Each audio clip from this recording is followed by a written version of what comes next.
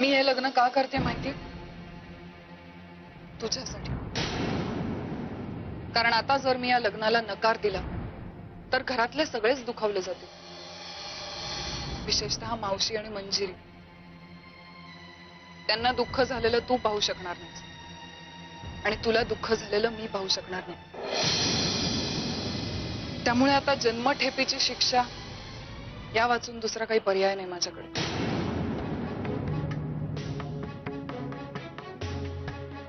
सत्यजित, मी ह्या बदल्यात मागते असं नाही, पण माझी एक शेवटची इच्छा आहे. ती जर तुला सांगितली तर तू ती पूर्ण करशील? शेवटची इच्छा?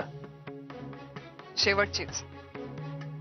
ज्याला फाशीची शिक्षा दिली जाते ना, त्यालाच शेवटची इच्छा विचारली जाते. सत्यजित, मी माझं उरलेलं आयुष्य, माझं सर्वस्व एका अशा व्यक्तीच्या हवाली करायला चालले ज्याची माझ्या लेखी आता काहीही किंमत नाही.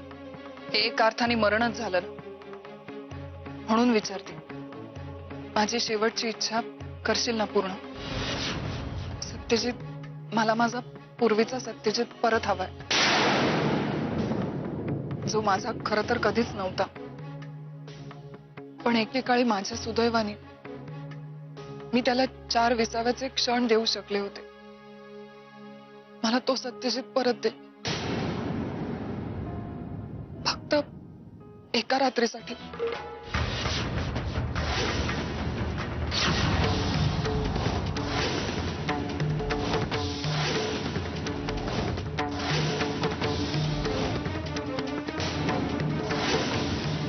करशील ना माझी इच्छा पूर्ण? तुझं डोकं फिरलंय का प्रिया? तोंडाला येईल ते बोलत सुटलीस. तोंडाला येईल ते बोलत नाहीये, माझ्या मनाला वाटलं म्हणून बोलले. सत्यजित, आजपर्यंत माझ्या मनाचा विचार कधीच कोणी केला नाही. मी फक्त परिस्थितीनुसार स्वतःला ऍडजस्ट करत आले. पण आज नाही, आज मी माझ्या मनाचा विचार करणार आहे. मग तुझे हे घाणेरडे विचार तुझ्याजवळच ठेव, कळलं? मला तुझ्यात आणि तुझ्या या विचारांमध्ये काडीचाही रस नाही. असं नको म्हणू सत्यजित, प्लीज असं म्हणू नकोस. हे बघ, मी हे शेवटचं मागते तुझ्याकडे. प्लीज माझी एवढी इच्छा पूर्ण कर. यापुढे मी तुझ्याकडे कधी काहीही मागणार नाही. मी निमूटपणे सुहासशी लग्न करीन आणि निघून जाईन इकडनं. नको करूस लग्न. तुझ्या डोक्यावर कोणी बंदूक नाही ठेवली लग्न कर म्हणून. आता असं करता येणार नाही सत्यजित. तूच म्हणाला होतास, आता गोष्टी खूप पुढे गेल्यात. आता आमच्या लग्नाशी शालिनी मावशी, मंजिरी आत्या सगळ्यांच्या आशा जुळल्या आहेत. हे प्रिया, माझ्या समोर हा शहाणपणा करायचा नाही, कळलं ना? तुझ्या या असल्या मागण्या मान्य करून घेण्यासाठी त्या दोघींचं नाव मध्ये आणायचं नाही. आणि पुन्हा या असल्या अपेक्षा ठेवून माझ्या समोर तर अजिबात यायचं नाही. मला ब्लॅकमेल करायचं नाही, सांगून ठेवतो.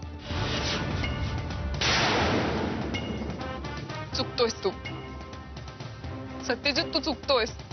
तुला असं वाटतंय का की एकट्या सुहाससाठी माझा नकार आहे? नाही, तुझ्याशिवाय माझ्या आयुष्यात येणारा इतर कुठलाही पुरुष मला नकोसाच. इतर कुणाशी लग्न करणं माझ्यासाठी आत्महत्येसारखं आहे.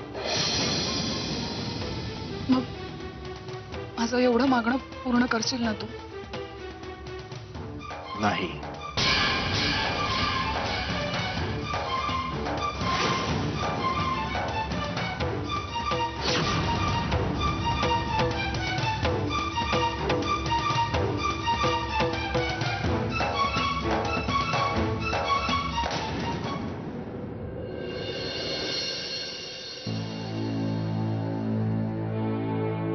कडक ते कोणी ठेवलं? तुमच्या जागा सोडून. घड्याळ कुठे माझं? घड्याळ तिकडे.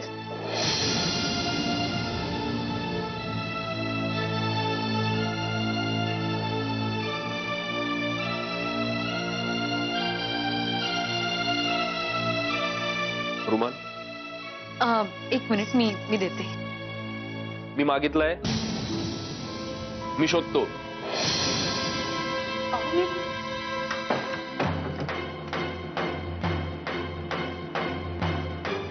काय आहे कुठे रुमाल? या घरातली एकही गोष्ट मला जागेवर का नाही सापडत? अहो, तुम्ही का चिडताय? मी देते ना तुम्हाला रुमाल. तू तुझं काम कर ना मंजिरी, तुला सांगितलं का? मुळात मुळात तू ही कामं का करतेस? हं? तू काय काय चाललंय? हे कसले कपडे काय? काय? हा बघ, हा रुमाल इथे. हा काय करतेस तू हे सगळं? अहो मी काय तुम्हाला काय झालं? तुम्ही इथलं लाख वेळा काम अहो. नाही करायची तरी सुद्धा काय आहे तुझं हे?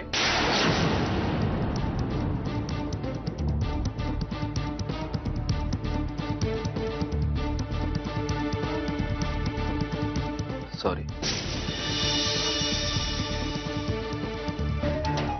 सॉरी. अहो काय झालंय? खूप डिस्टर्ब आहात तुम्ही.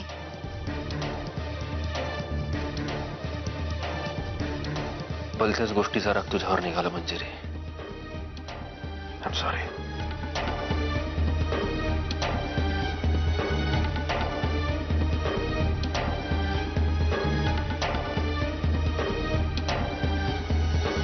अहो तुम्ही राहू द्या ना. मी तुम्ही बसा ना जरा. नाही नको मंजिरी, मला ऑफिसला जायला उशीर होतोय. मला सांगणार नाही का नक्की काय झालंय? काही नाही का? आणि बघ, ही सगळी कामं प्लीज तू नको करूस, दुसरं कोणाला तरी सांग. काळजी घे. बाय.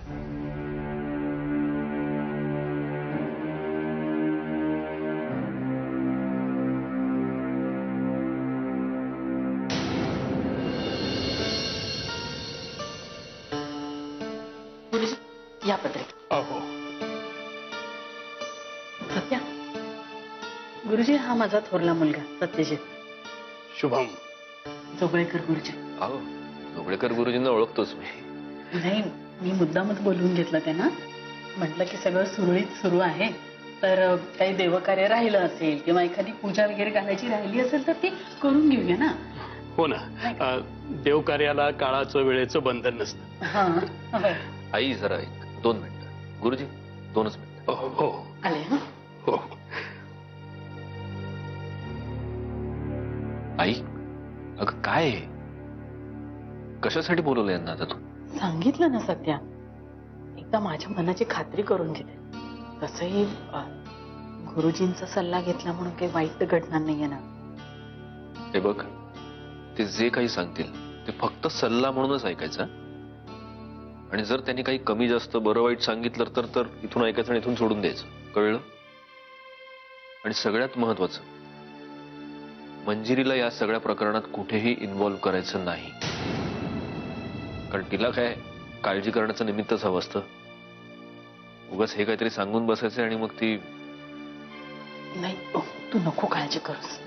मी त्यांच्या आणि मंजिरीची भेटच घडू देणार नाही. मग तर झालं.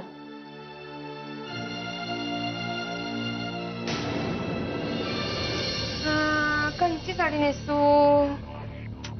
ही कशी दिसत? बर ही नको. ही नेसते. पण नको, लई गडद आहे बे. अगं एवढ्या साड्या आहेत पण कोणती नेसू हेच कळत नाही बघ. प्रिया सांग ना, कोणती साडी नेसू? तुझा चॉईस ना लई चांगला आहे. आपण अशी साडी सांगा की समद्यामध्ये मीच उठून दिसली पाहिजे. उठून तर तू दिसलीच पाहिजेस. शेवटी काही झालं तरी तुझ्या लाडक्या सत्यजितच्या बायकोचं डोहाळ जेवण आहे, नाही का? तू कोणती साडी नेसणार आहेस? माझ्या साडीचं काय घेऊन बसली सत्या? त्या दिवशी हाताला जी येईल ती नेसणार. अच्छा, म्हणजे तुझ्याकडे चॉईस नाही? अगं मग जाऊन शॉपिंग करूया की. नशिबाने मला चॉईसच दिला नाही. मला जे हवंय ते घडलं ना तर मजा येईल. पण नाही घडलं तर काय? जे आहे ते स्वीकारायचं. अगं प्रिया, असं काय बोलायलीस तू? बरोबरच बोलते. एवढी सगळी तयारी चाललीये, नट्टापट्टा चाललाय, साड्यांचं सिलेक्शन चाललंय. कशासाठी? त्या मंजिरीच्या डोहाळ जेवणासाठी. म्हणजे तू तिला एक्सेप्ट केलंस ना? अगं तसं नाही. ते येणारं बाळ सत्यजितचं आहे म्हणून मी हे समधी तयारी करते. त्या सटवीला कोण एक्सेप्ट करील? पण तेच बाळ मंजिरीचं सुद्धा आहे ना, का नाही? अगं पण तसं नाहीये ते. बघ ते बाळ. जाऊ दे ना आत्या, तू नको एक्सप्लेनेशन देऊ. शेवटी काय, मी परकीच, या घरातली नाही. मोहित आहे, मुधोळकर नाही. विभा, असं बोलू नकस. मला लय त्रास होतो बघ.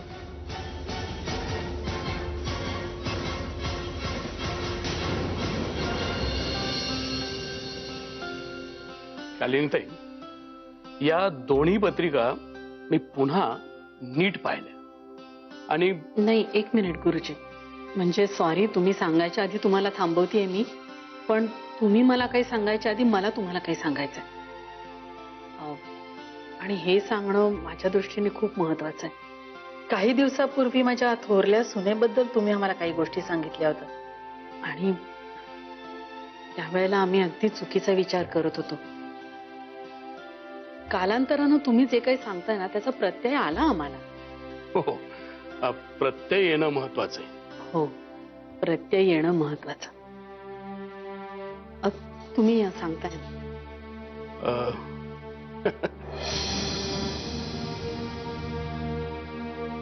काय झालं, तुम्ही हसताय? मी हसलोय ते माणसाच्या हतबलतेला आणि त्या परमेश्वराच्या खेळाला. म्हणजे काय शालिनीताई, तुमच्या सुनेची पत्रिका ही उत्तम आहे. ती या घरची लक्ष्मी आहे, हे मी यापूर्वीच तुम्हाला सांगितलंय. त्यात आता नव्याने सांगण्यासारखं काहीच नाहीये. आणि तिच्या गुणांबद्दल तर काहीच वाद नाही. पण काय, ज्याच्या अंगी सहनशील वृत्ती त्याच्याच नशिबी परमेश्वर असा खडतर मार्ग देतो. कदाचित त्याला हे पाहायचं असेल की या मार्गावरून ती व्यक्ती कसा आणि कितपत प्रवास करते ते. अहो, परमेश्वरी लीला अगाध. हो, त्याच्या मनातलं कुणाला कधी कळलंय? हो, तुम्ही म्हणताय ते खरंय, पण आता ह्या सगळ्या गोष्टी घडून गेल्या. तो भूतकाळ होता, विसरून गेलेलाच बरा. नाही, माझं काम भूतकाळाबद्दल सांगणं नाही. मी हे जे सांगतोय ते भविष्य काळाबद्दल सांगतोय.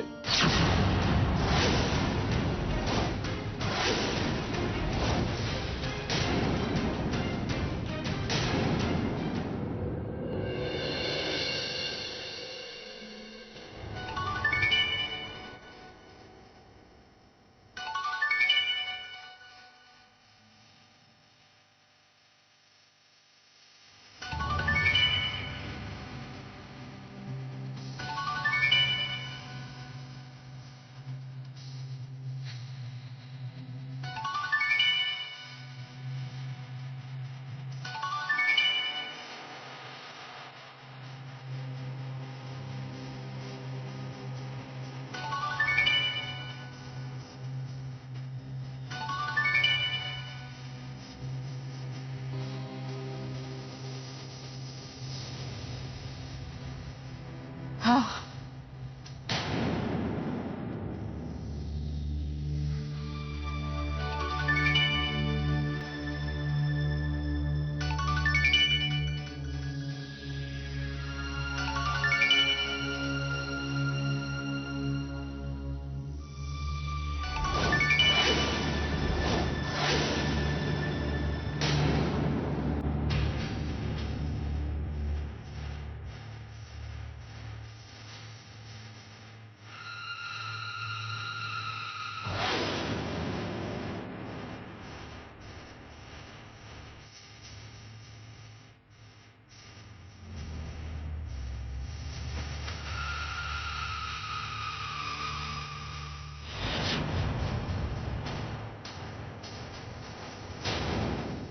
प्रिया, ए प्रिया. ए कशाला ओरडतेस? आणि फोन बंद कर. काय कर्कश आवाज आहे तुझ्या फोनचा. उचल फोन, सुहास आहे. सुहासचा आहे का? मग वाजू दे अजून 3-4 वेळा. प्रिया, असं करू नये. होणारा नवरा आहे तो तुझा. अगं किती छळशील त्याला. का? तुला खूप काळजी वाटते का त्याची? आवडायला लागलाय वाटतं. पोपट फोडील त्याच्यापेक्षा ना फोन उचल फालतू बडबड करण्यापेक्षा. ओके. मूड नाहीये. प्रिया अगं काय चाललंय तुझं? फोन उचल यार प्लीज.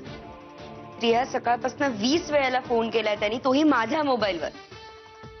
स्वतःचा फोन बंद करून बसलीस तू आणि माझ्या फोनवर मला त्रास देतोय तो सुहास. प्लीज उचल यार फोन. इरिटेट झालीये मी.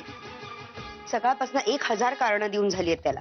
प्रिया झोपलीये, जेवतीये, बाहेर गेलीये, काहीही सांगते ग मी त्याला. काय सांगू आता? मग सांग त्याला मी गेले चंद्रावर म्हणून. हो, कुणासोबत गेली म्हणून सांगू? सत्यजित सोबत. सांग त्याला तू बस असाच प्रियाची वाट बघत. प्रिया हा फालतूपणा आत्ताच्या आत्ता बंद कर आणि प्लीज फोन उचल. हे घे.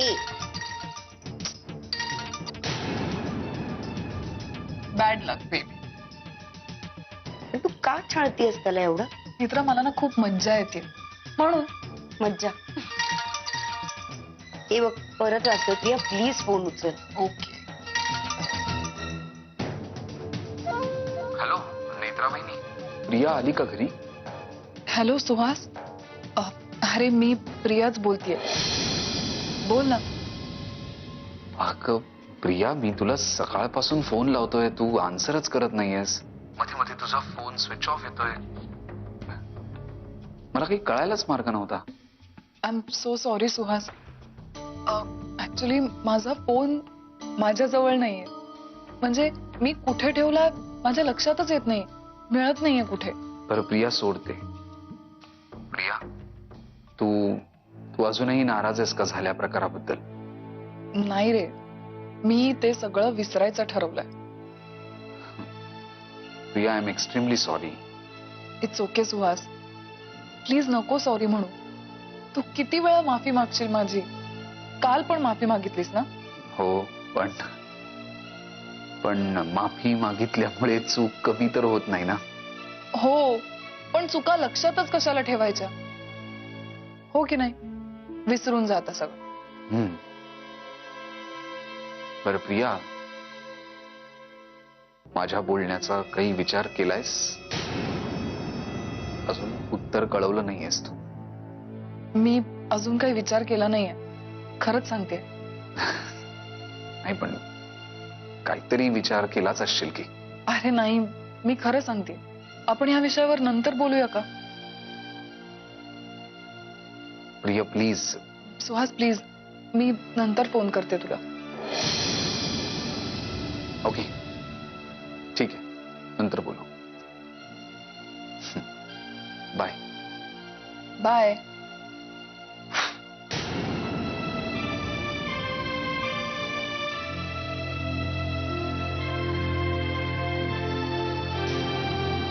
का छळतीयस त्या मुलाला एवढं? नेत्र हा माझ्या सवयीचा भाग आहे. मला मान्य आहे सुहासला त्रास माझ्याकडून होतोय. पण माझ्यामुळे होत नाहीये, सत्यजितमुळे होतोय. म्हणजे मी सत्यजितकडे एक गोष्ट मागितली. त्यांनी जर ती मला दिली तर सुहासचा छळही थांबेल. आता कुठली गोष्ट हवी आहे तुला? नेत्रा हे असे प्रश्न ना लहान मुलींनी विचारायचे नसतात. जा तुझं काम कर बाळ, जा. परत ये माझ्याकडे काही काम आहे म्हणून, मग बघते तुझ्याकडे. हट.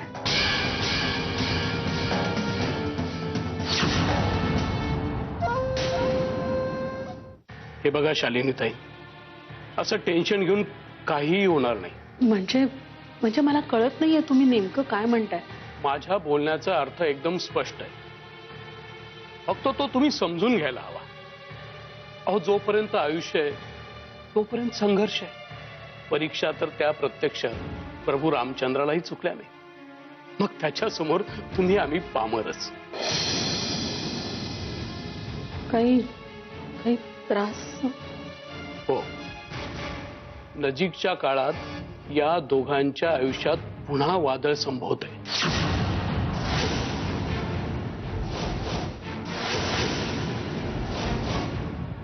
म्हणजे काय शालिनीताई, तुमचा मुलगा आणि तुमची सून हे दोघं एकमेकांची शक्ती आहे. हे जरी खरं असलं तरी त्यांच्या विभाजनासाठी कोणीतरी अज्ञात शक्ती आपला प्रभाव दाखवतील हेही खरं आहे.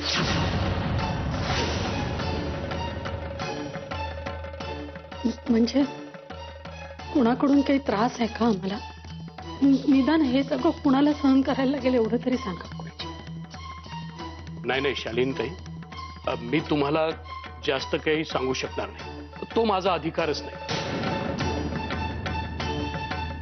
पण मी हे जे सांगितलंय ते नक्की आहे.